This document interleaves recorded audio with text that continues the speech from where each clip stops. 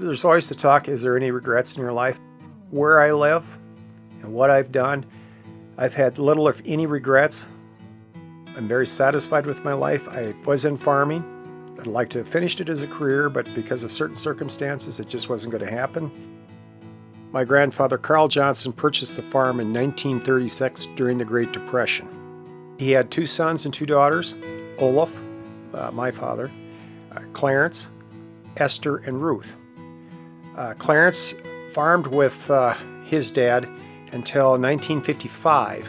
Dad and Doris rented the farm until 1963 when Dad bought the farm from his mother. My brother and I bought the farm from Olaf in 1990.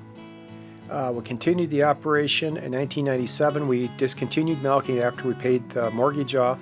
We still had hogs and beef cattle until between 2008 and 2010 when we completely got out of farming and rented the farm out. We've had a somewhat of a rich history on this farm. Curtis Webster, he was not only a history teacher but an avid history buff, and we've had a number of arrowheads, hide scrapers. We had found an axe on the spring that runs through our farm, and he thought it was one of the finest examples of an axe found in Allamakee County. He felt that our one field to the southwest of the buildings had an Indian village. We had the Indian heritage. Our driveway was considered part of an Indian trail. Besides the Indians, Decorah and Waupun were going to have a railroad between the 2 communities. It went through our land. They have the grade up. You still see the grade.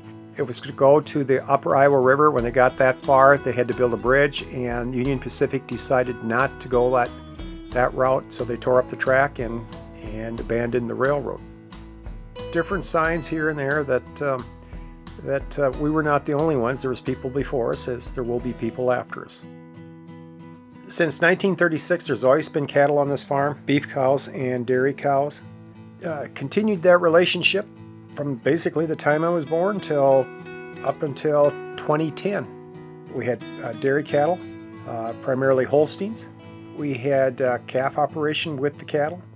After we eliminated the milk cows, sold the milk cows out, we went back into beef, and we had already established a beef herd just before we had finished milking. We had bred our dairy cows to Angus bulls and Hereford bulls and some milking shorthorns, and we had a fairly nice herd.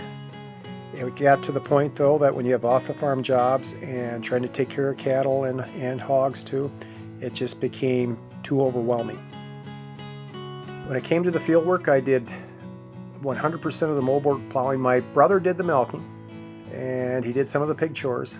Outside of grinding feed and feeding cattle and stuff and feeding hogs, I did the field work. I did 100% of the moldboard plowing, between 50 and 75% of the disking. We drugged the ground to make it the seed bed much smoother.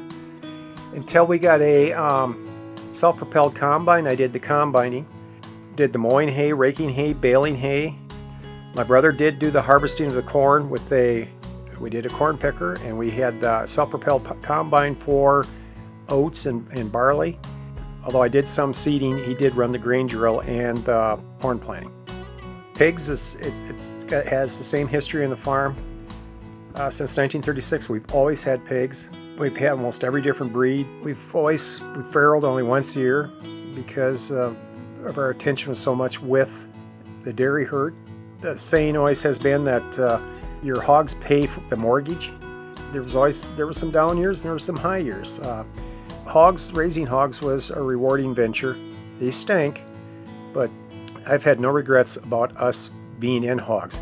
We had to get out of hogs. The new hog confinements, the large hog confinement operations brought disease in, and it basically wiped us out. This farm has been, it's been good to me. That's all I can say. It's been very good to me.